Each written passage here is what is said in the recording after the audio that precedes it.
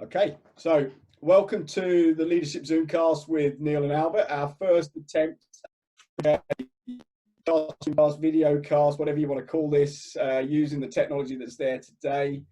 And we just thought we'd try and pull this together to help leaders, managers, anyone in a position where they might have to lead people, just by sharing a few thoughts and having a conversation. That's really my thoughts. Albert, great to see you today. Yeah, good to be here actually. Good chance. Friday morning, something to do before we kick into the weekend. So yeah, that's really good if we can just share some thoughts with people. That'd be great. Exactly, yeah. So we thought we'd talk about today leadership versus management, which is a topic that is covered so much in so much detail in so many books. But we thought we'd share with you kind of some of our thoughts around leadership versus management. So, Bertie, what are your thoughts on leadership versus management? I go right back to when I did my first leadership course. I was already a manager, and the first leadership course I did was a phrase that they put that I think doesn't change now, right? And the phrase was, managers teach you how to do it right, and leaders do the right things. And I think that's probably still true. I guess there's an addition that I've heard since, which is much more around management is about things, so control, quality, time, cost, those things. And leadership is about people, inspiring, motivating, coaching. So I think that'd be my initial thoughts, Neil. If I just look at it, it's about things, it's about people. Yeah, and I think you're right. I think there's the distinction I heard when in corporate world was leadership was looking forward in the strategy, and management was about the tactical delivering on the day-to-day activity. There's in Seven Habits. Have you read Seven Habits of People? Yeah, absolutely, yeah. And there's a story in there which I think is a great story about leadership. I probably won't get it all right, but it's a story I tell quite often. But he talks about this group of people in a jungle that are hacking their way through a jungle, making a path through the jungle. Yeah. And so you've got the machete wielders at the front of the line hacking their way through the jungle. And behind them, you've got the managers who are machete wielders. They're organising the training so that the machete wielders are wielding the machete in the most efficient way, using Six machete wielding. They're recruiting machete wielders, and so that when they have to hire more people, they're recruiting machete wielders. They're making sure the machetes are sharp and that they've got the job. So the managers are managing the process of hacking through the jungle. Yeah. And then on the tallest tree, behind the managers, at the very top of a ladder at the tallest tree, is a guy who's looking out across the jungle, and that's the leader. And he's deciding which direction they should go in through the jungle. That description of the operational side of things versus the leadership side of things, I think is the difference in my mind. That's a fair point. It's also a good question as to whether a manager has to be a leader. Because you could have a manager that just stays a manager. He's an operational guy, or she's an operational girl. That could be the way it works. And is there anything wrong with that? I don't think so. And I think, well, look, we can come onto the topic of why do people become a manager? Yeah. Because even that in itself, right? I mean, I remember the day I became a manager. I wasn't a manager on Friday, and I was on Monday.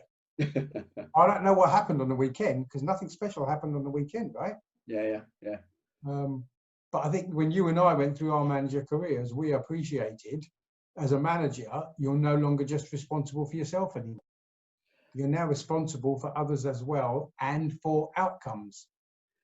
Which is an interesting point, actually, isn't it? Because it's quite scary when you first become a manager, especially when you're young. I mean, you and I were both in the 40s. Yeah. And I never thought of myself as a leader when I first became a manager. I was just a manager. My job was to make sure that team performed the best they could in the following the procedures and the processes and the stuff that I was being measured on. Yeah. So I guess I became a manager to become a manager. I didn't become a manager to become a leader. Yeah, I think I'd agree with you. Yeah. So the question then is, so can managers be leaders, or can leaders be managers? Is there a combined role there? Yeah, I mean, it's interesting. Do you have to be a manager to be a leader? Right? We know good people who are in positions of authority over a topic and could be a leader in their topic. Right? So I could be a technical leader and have no people report to me. Well, that's an interesting point, actually. So that's a different type of leadership then, isn't it? Because that Exactly. is about the leadership based on your knowledge and your skill set. Leader in your field, like in the medical field, you're leader in the medical field. Yeah. Versus leading an organization. Yeah. I think the one that we enjoy more is about leading an organization, right? Because you and I have done that, absolutely enjoyed it. I think, without sounding arrogant, I think we were pretty good at it, right? But that then comes on to why you and me? Why were we, in our view, good leaders? Is it just because we were born good leaders? The age-old question: is it something you're born with, or? And I guess that's an interesting topic when it comes to leadership. You know, I was asked 5 years ago about being a leader, and I was talking about there's managers, there's leaders, and then there's inspirational leaders, and there's a big gap between leaders and inspirational leaders. And I was asked the question, you know, can you become an inspirational leader, or are you, or is it something that you learn? And actually, my view was, no, it's in your DNA. You can't learn it. But then I also thought at some point, everybody's probably inspirational and leads. It might be your family, it might be your church, it might be a sports team. Become an inspirational leader. So, well, it's interesting, right? Because my view of leadership and becoming a better leader was looking at who were the good leaders, whether it was outside of our industry, whether it was down the corridor in the same building I was in, and appreciate what they did and look at whether I could mimic any of those things. Not to clone myself on them, but to say there's certain behaviors that they've got, there's certain attitudes they've got, there's certain demeanor they've got, there's certain characteristics that I go, if I adopted any of those, would they make me a better leader? And I could say, yeah, I could say, I had a set of 3 role models. Whenever I talk to audiences, they used to say to me, you know, how do you decide your improvement plan, etc. And I used to say, I've got these 3 leaders that I used to think about, right? And you and I know all of them, right? But I'd look at different behaviors that they had and say, would that suit me to have that behavior? Now, some of those behaviors wouldn't suit me, right? But some of those behaviors, I'd go, yeah, I could adopt that. And did it make me better as I went? So one thing was about consistency. I remember one of the leaders said to me, just be consistent. You might be wrong, but be consistent. So people know who you are, where you're coming from, and your point of view. If you're doing this, they can't.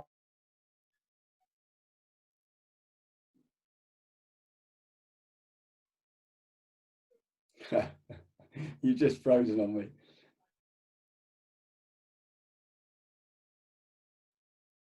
Let's see if it comes back. No, you're back. Yeah. Okay. Yeah, we both froze then. This is classic Zoomcast. So you were saying what about consistency?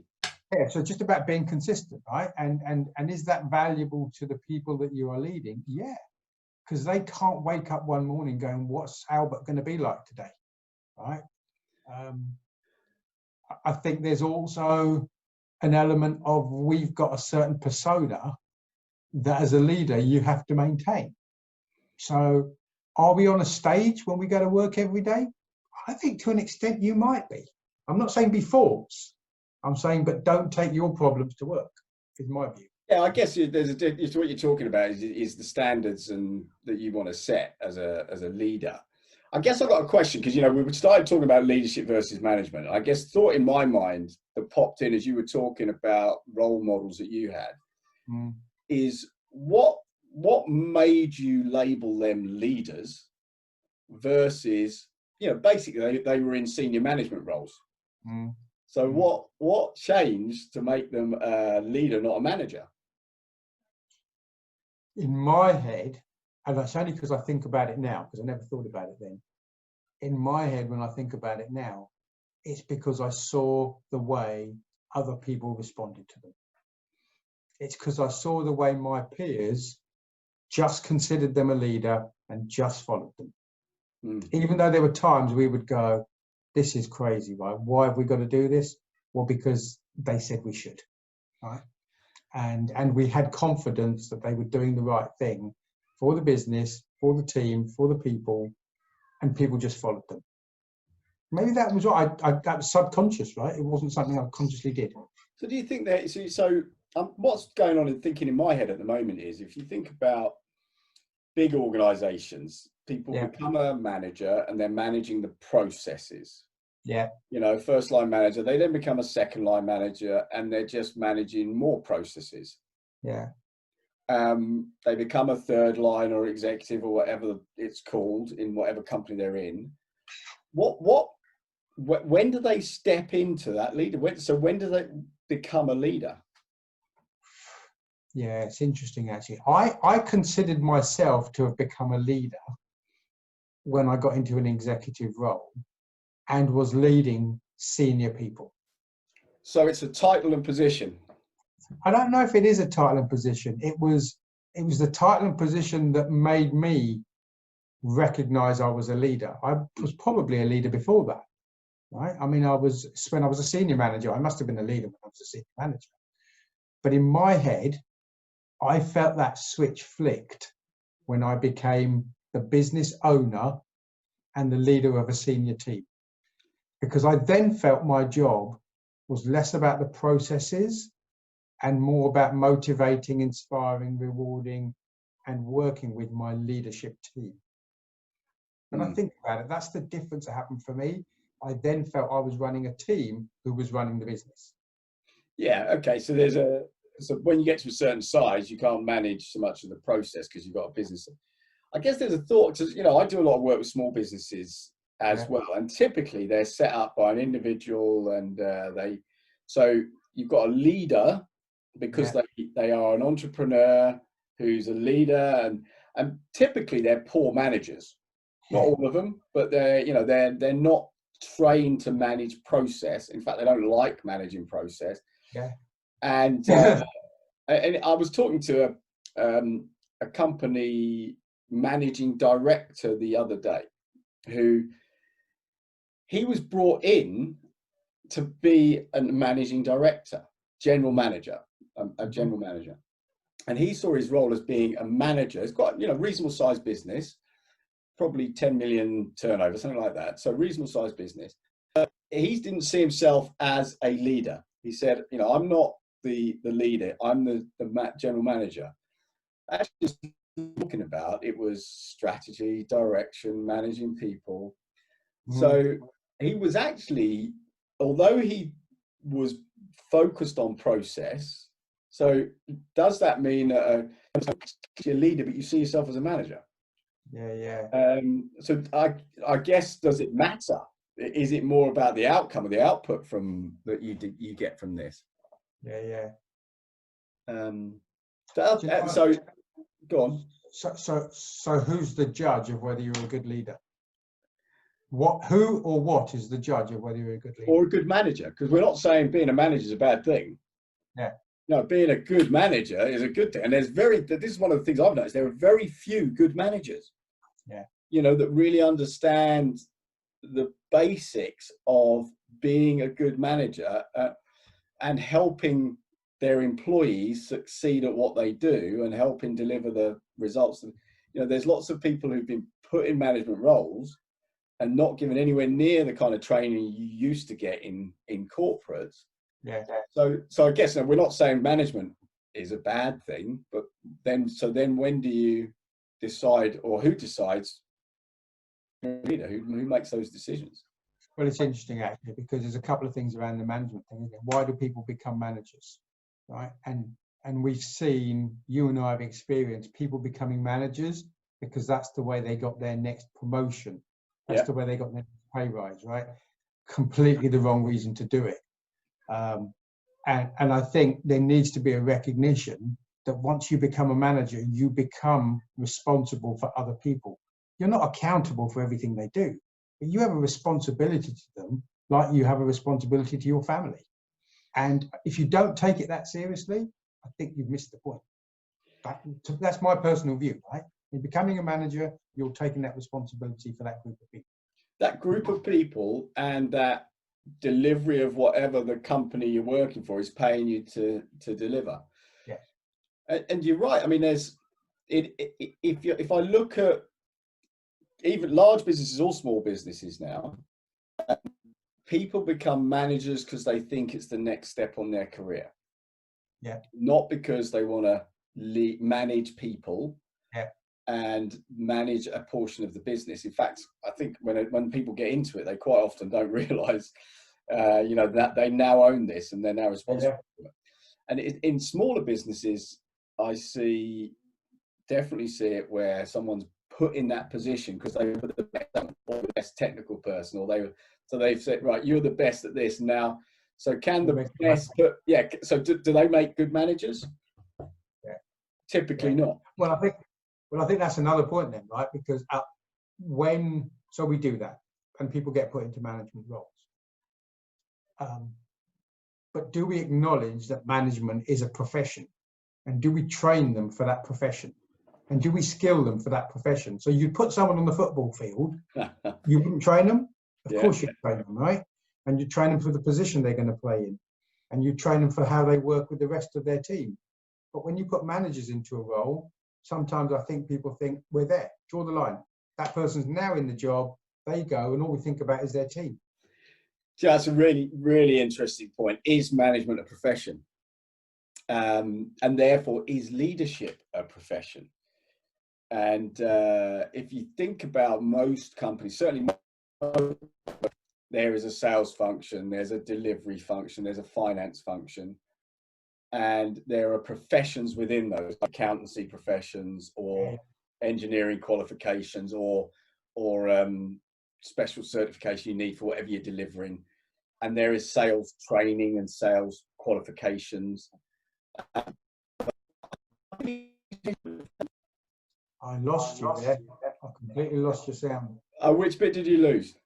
I don't know because I didn't hear it. I was so what I was saying was, there are lots of different professions.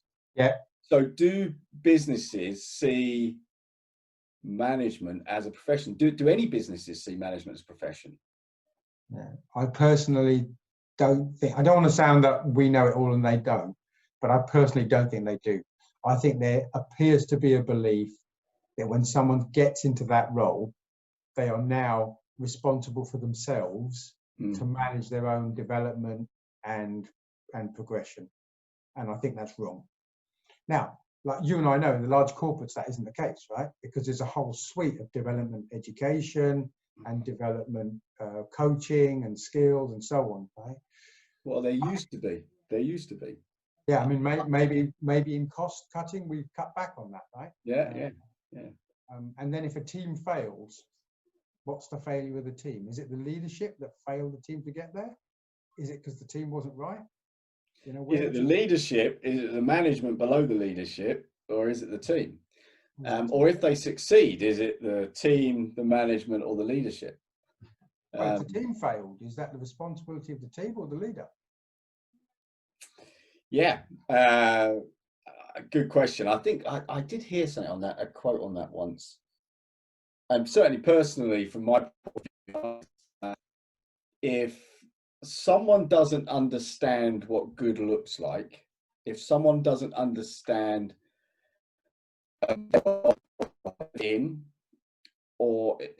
then that's my failure as a leader.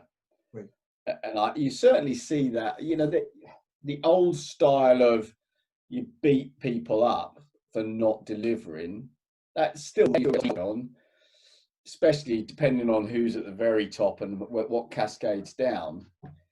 But certainly good leaders and good managers take ownership for how their team perform. And if their team aren't performing, they look at themselves first, or if they don't, they probably should. Yeah, I think it's something you said earlier, right? So this comes down to leaders setting direction, setting strategy, and laying out for people where we're going and what we're trying to achieve. If they don't get that, and if you don't set that scene as a leader, who is? Who's going to set that scene? Nobody, right? Yeah. So that's your job. It comes back to one of these other things that we've heard over the years, right? Only do what you can do, right? So that's your job as a leader, to lay that stall out for everyone. But it then becomes their responsibility to go and deliver that. It's also their responsibility, if they can't, to put their hand up, because then it becomes our responsibility to help them. Yeah, but you need to create the environment where it's safe to put your hand up. Yeah. Where it's okay to do that. And I think that's a management and a leadership thing as well. Yeah. I had a previous boss who asked, who said your team can only be as good as the slowest rower in the boat, right? So then we got into this conversation about what should you do about the slowest rower? And I said, well, we should train them and get them fitter and get them focused. And I said, that's what I think we should do with that slowest rower. Well, what do you think? And he said, throw them out the boat. Yes, and he goes, yeah, because they're just a weight and they're not adding the value. And I went, well, it depends.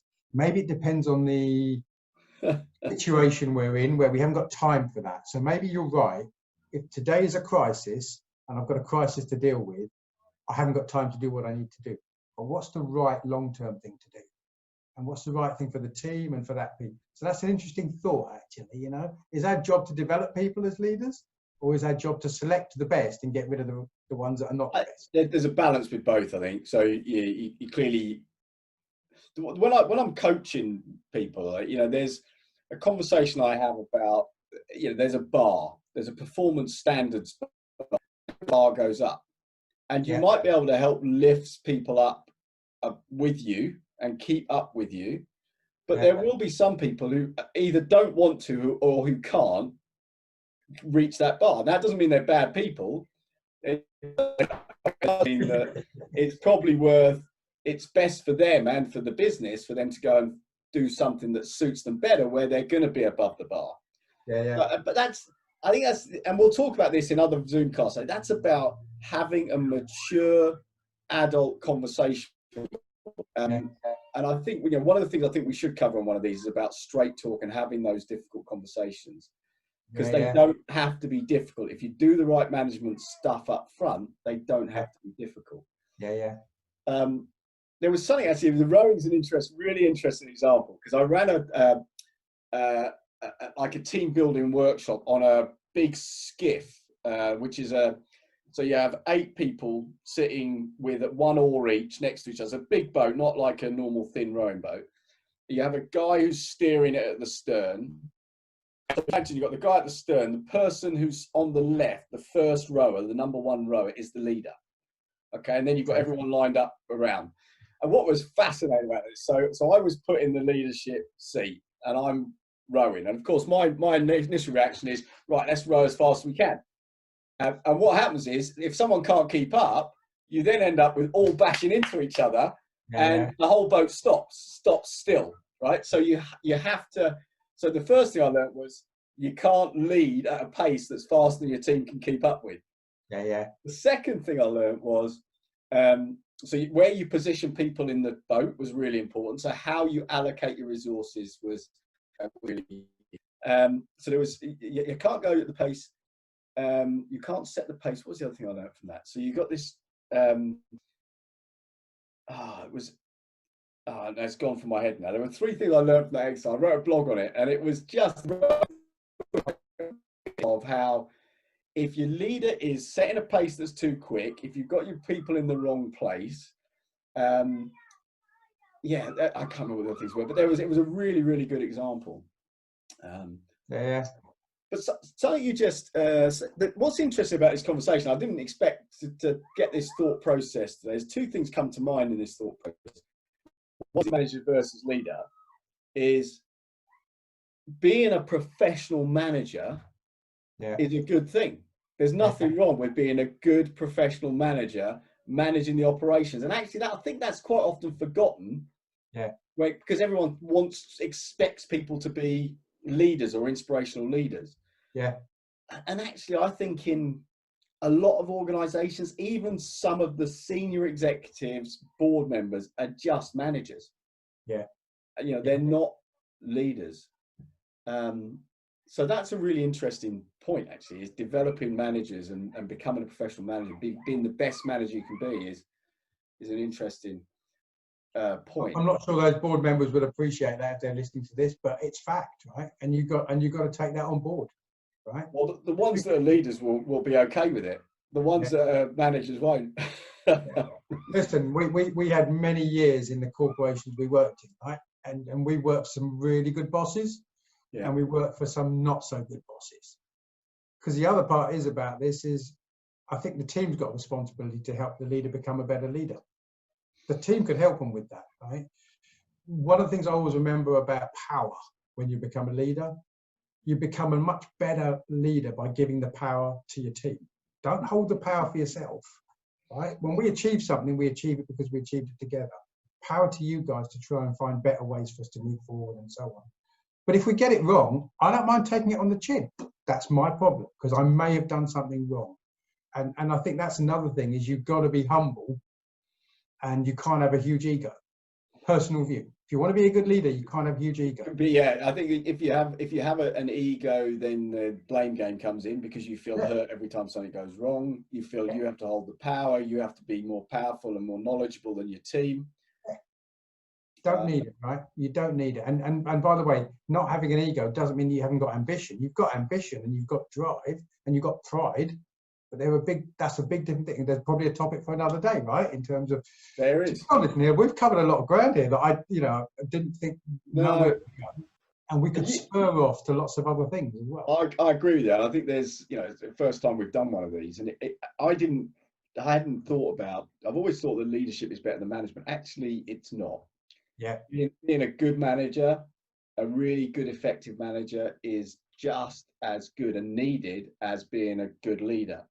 Yeah. The other thing you said, which I hadn't thought about before, when I think about it, I always think of leadership as the guy setting the strategy, the guy at the front, the guy, the business leader, the inspirational guy who's motivating everyone around him. But actually, there's another type of leadership as well, which I hadn't really considered, which is this kind of technical leader, the leader who the medical leaders that we see at the moment. They're in a leadership role, but in a completely different way than your classic business leadership. So I hadn't thought of that. But when we were at Big Blue, that would have been our distinguished engineers, right? So our distinguished engineers were our absolute top technical leaders. Yeah. You needed to know something in that field, and they were good coaches. They were inspiration for people wanting to come through that career path. All the same things. They just didn't hold their cards. They didn't pay their salary. They didn't do all of their management. Correct. And so there are different. So I guess it kind of summarize. I think we'll sort of round up and pull this together.